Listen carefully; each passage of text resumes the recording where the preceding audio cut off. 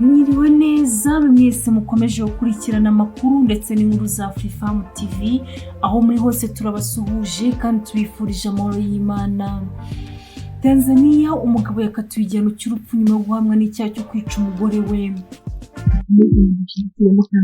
Subscribe Imana umugisha.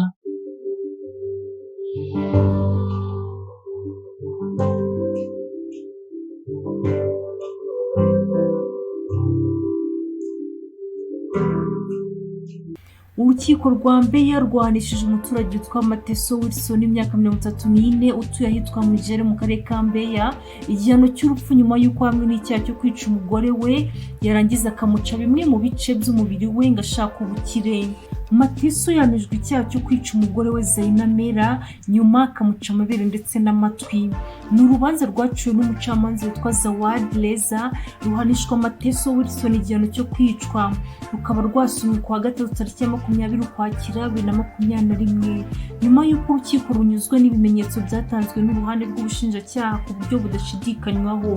Mu rubanza byasobanuwe ko ku itariki ya 22 Mata 2017 uregwa ariwe Mateso Wilson yakoze icyo gikorwa cyo kwica umugore we afatanyije na bagenzi be babiri kugira ngo bajyane ibice by'umubiri we ku mupfumu, bityo babone ubukire burambye. Gusa ngo aba bagenzi be babiri bafatanyije muri ubwo bwicanyi bo ntabwo barafatwa.